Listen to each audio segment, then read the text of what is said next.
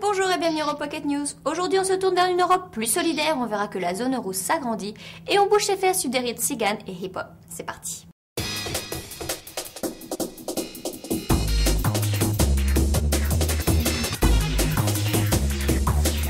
Afin d'affronter les défis de la mondialisation, le Conseil économique et social a présenté son projet qui a pour objectif de redonner l'envie d'une Europe solidaire. L'Europe a des modèles qu'elle ne doit pas laisser s'effriter à cause de la mondialisation, comme la culture, les droits de l'homme, le bien-être et la sécurité. Le CES... Oh Le CES Voilà, tu peux le dire maintenant, hein. Le CES. Chut. Afin d'affronter les défis de la mondialisation, le Conseil économique et social a présenté son projet qui a pour objectif de redonner l'envie d'une Europe solidaire. L'Europe a des modèles qu'elle ne doit pas laisser s'effriter à cause de la mondialisation, comme la culture, le droit de l'homme, le bien-être et la sécurité.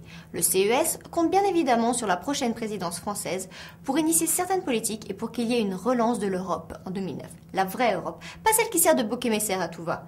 Selon eux, il faut renforcer la communication sur l'Europe pour que les citoyens se sentent impliqués et que l'Europe puisse devenir un véritable acteur d'influence sur la scène mondiale. Mardi 8 avril, c'était la Sainte-Julie. Vous ne saviez pas? Ce n'est pas grave, je vous pardonne. Mais saviez-vous que c'était aussi la journée internationale des Roms? Non? Eh bien moi non plus. Et ça, ce n'est pas normal.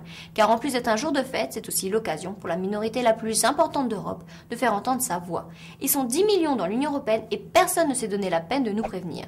Pourtant, cette journée a permis de rappeler que des efforts restaient encore à faire pour faciliter leur intégration.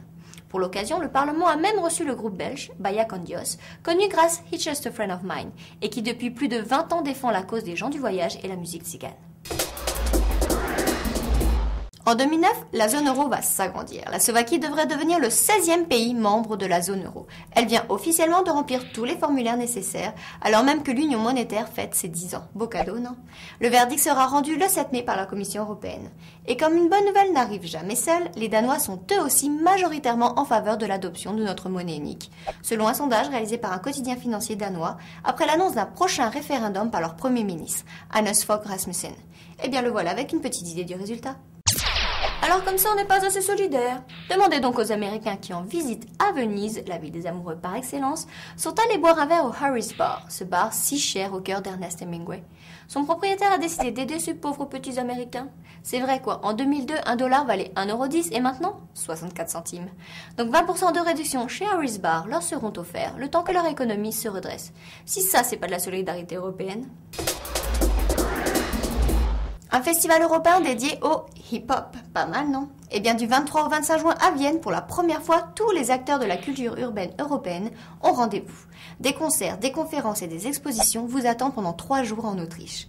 Ce festival fait partie du projet Diversidad, initié par la Commission européenne et qui a pour but de regrouper sur une même scène les artistes qui font la culture urbaine européenne, qu'ils apprennent à se connaître et qu'ils partagent leurs idées et leurs talents.